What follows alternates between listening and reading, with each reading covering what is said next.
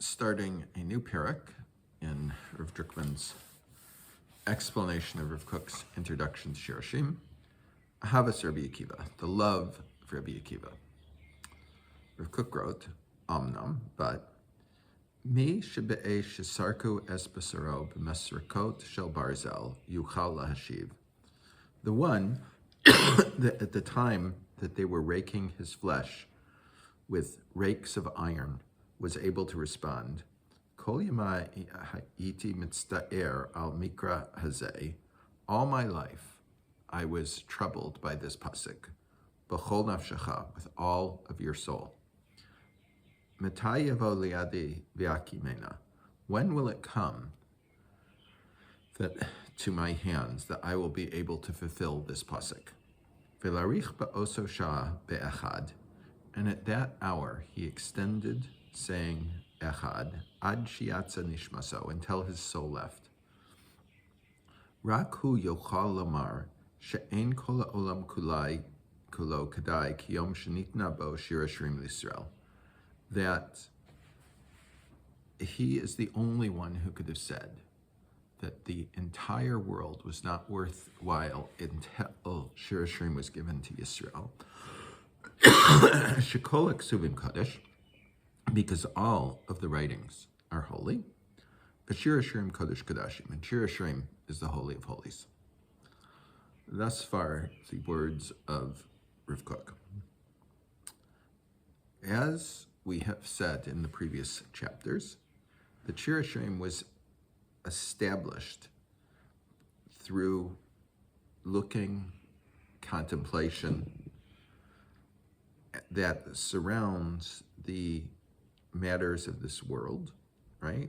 And there is no such recognition of the love of God more than what is found and what can be found and what can be learned from Shir HaShirim. But when we come to Shir HaShirim, through the desire to have holiness,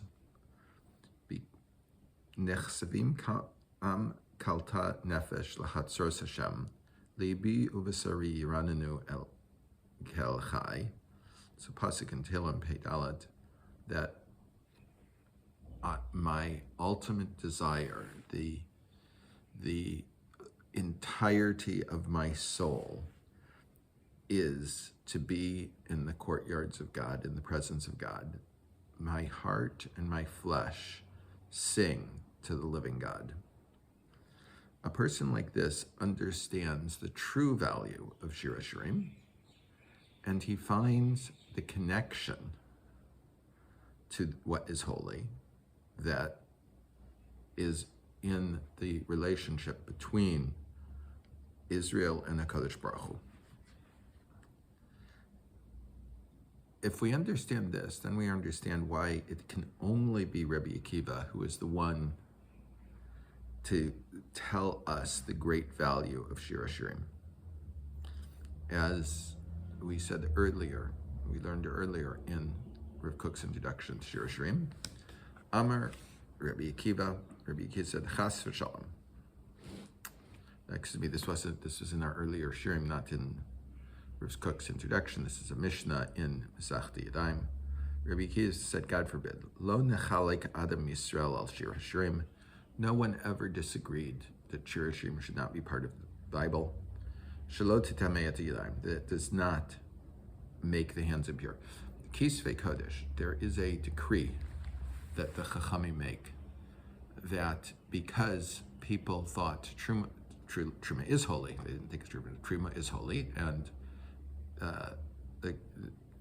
the books of the Bible are holy, therefore the Kohanim said they would put them in the same place, store them the Kodesh next to Kodesh. However, the rats came to eat the Truma, and they would also eat the Kisvei Kodesh. So the Chachamim said that anything that touches Kisvei Kodesh, anything that touches parts of Tanakh, the Bible, that it makes them impure. They makes your hands impure if you touch them, or if they would touch the Truma, they would make the Truma impure. So to say something makes the hands impure is to say it is holy. To say it does not make the hands impure is to say it is not holy. So Rabbi Akiva says no one ever said that Shir HaShirim does not make the hands impure. Shein kol ha'olam kula kidai, kիום שנתן בו שיר השירים לישראל, because the world was not worth creating until the day that Shir HaShirim was given to Israel. Shekolos ksuvim kodesh, because all of the writings are holy. V'shir HaShirim kodesh kodashim, and Shir HaShirim is the holy of holies. Rabbi Akiva, who lived his entire existence, was that of love of God. Therefore, he could truly understand and value Shir HaShirim and see in it how it was holy of holies. One can ask, was Rabbi Akiva the only one in his generation that had love of God? He lived in a generation of many very great people. His teachers, his students were incredibly holy, great people, some of the greatest of the Tanaim. All of them obviously had great desire for closeness to God. They were obviously all filled with Ahavas Hashem. What was so special about Rabbi Akiva that set him aside from everyone else? When we examine the image of Rabbi Akiva, it reveals the great level of his Ahavas Hashem, the uniqueness that he held among his companions. The Gemara in Brachos explains, B'shah she'hotziu es Rabbi Akiva lahariga, at the time that the Romans took Rabbi Akiva out to be executed, Zman Kriya Shema haya, it was the time for reading Kriya Shema. Hayu sorkim es basaro b'masrikos shel barzal, they were scraping his flesh with rakes of iron. Vaya mekabel ol alav ol malchus shamayim, and he was accepting, he was saying Kriya Shema, he was accepting the yoke of heaven. The Romans took out Rabbi Akiva to execute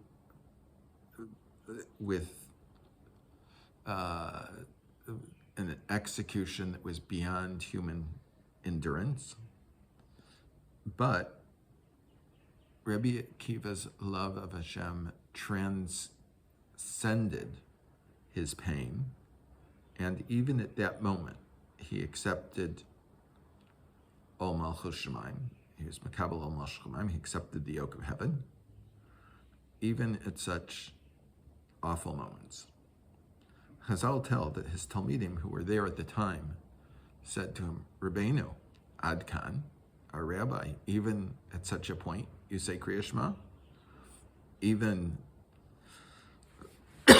with such incredible suffering, you can accept upon yourself Ol Malchus Shamayim?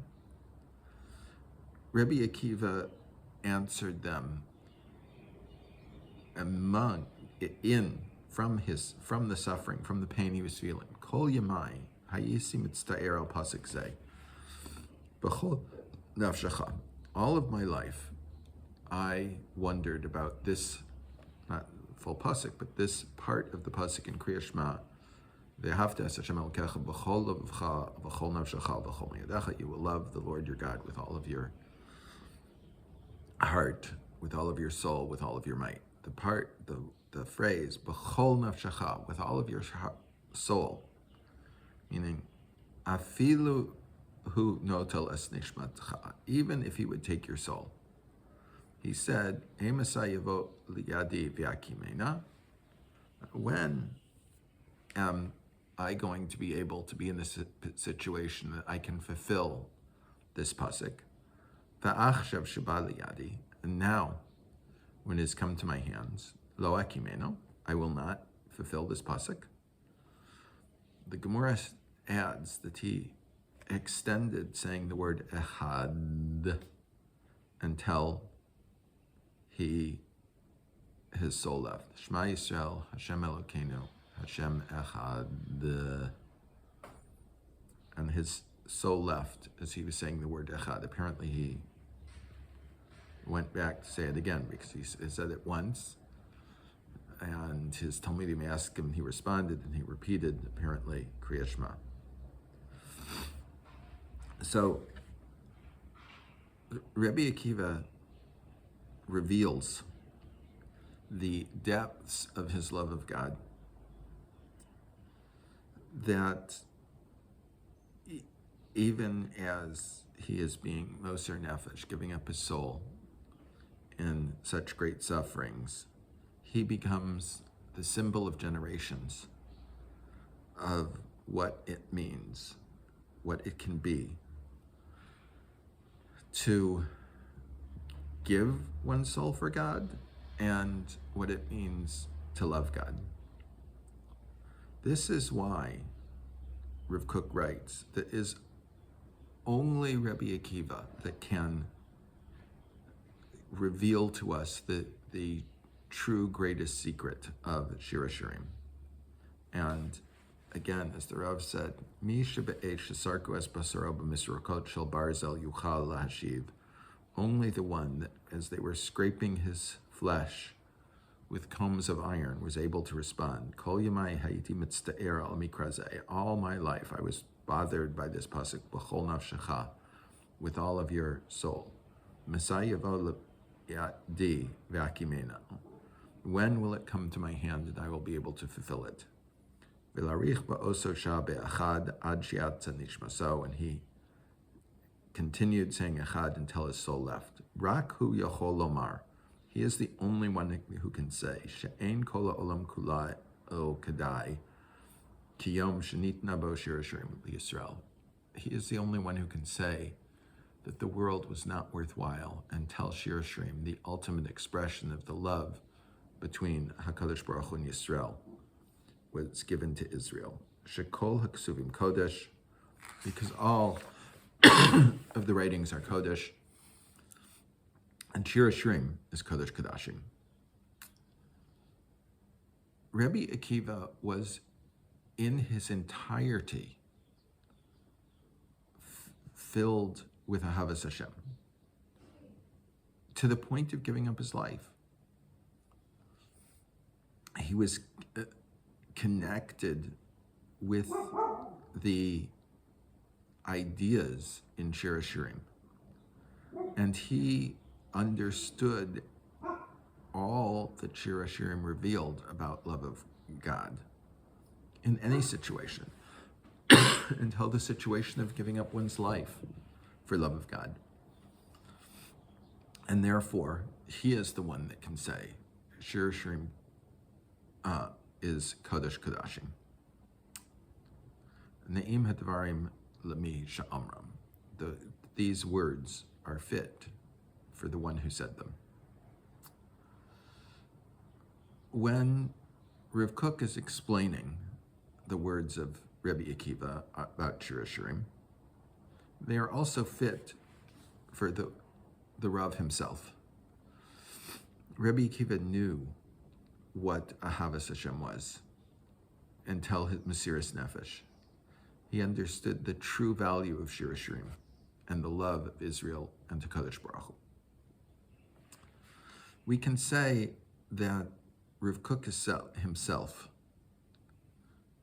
had, compared to his generation, such a great burning love of holiness and Ahavat Hashem that is impossible to find in our generations. There are hundreds and hundreds of stories, incidents told that show the burning love of Rav Kook for Hashem. We will bring one example. In Sichot Haraya of Rav Moshe Tzvi Neria, one of the close Talmidim of Rav Kook, he says that after Rav Kook passed away and they did the Tahara, they started the eulogies for Rav Kook. And Rav Harlap, the heir to Rav Kook, is the Rosh Yeshiva of Merkaz Harav, and one of his closest Talmidim, told a story about the Masa HaTshuva, Masa HaMoshavot, Masa HaRabbanim. It's called many things, that took place just before the First World War, where a large group of Rabbanim toured, I believe it's 26 or 36 of the settlements, new colonies as they were called then. And Rav Harlap explained that one night he was sharing a room with Rav Kook, and Rav Kook woke me up. He orarti be'emtza halayla, v'riti et Rav nisa b'sarat ruach. I woke up in the middle of the night and I saw that Rav Kook was in a spiritual storm. Halach v'shov l'orach hacheder. He was pacing the length of the room. Nechradati v'hitromamti. I was trembling and I was elevated. V'nei nigash elai v'achazbi. He came to me and he grabbed me. Yidav hayu korot kekerach. His hands were as cold as ice. Upanav be'aru zaharu kilipidim. And his face was as bright as lightning. Umipiv partsu divrei lahava. And his mouth came out words of flame. Rabbi Yaakov Moshe, Ani nisraf me'avat Hashem. I am burning up with the love of God.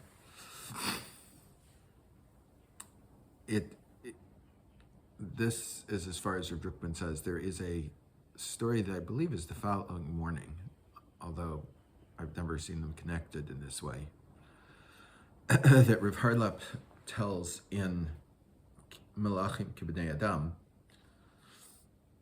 where in the morning, Rav Kook normally, first thing he did in the morning was daven, of course, but one morning he is talking to one of the workers in the kibbutz about what they plant where and how they know what to plant where and how they plant it, and when they know to transplant it with the seedlings into the larger orchard and so on. And he does this for a long time before he goes to daven. Rav Harlap is very surprised by this, and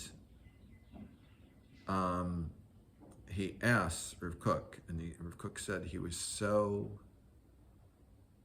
burning with his connection to God that he was afraid that if he would daven at that point, his neshama would leave his body. He was just burning up with Ahavat Hashem, and so he had to calm it down and bring himself down more into this world before he was able to daven Shacharis in the morning. This burning desire of love of Hashem is something that was found in Rav Kook more than anyone in his generation. There are many, many stories about this, and maybe another time I will tell some of them. That's not for now. But you see that perhaps it is only Rav Kook who could be the one to understand Rabbi Akiva's burning love of God, desire of God, and how it overcame even his greatest sufferings. Everyone should have a wonderful, inspiring day.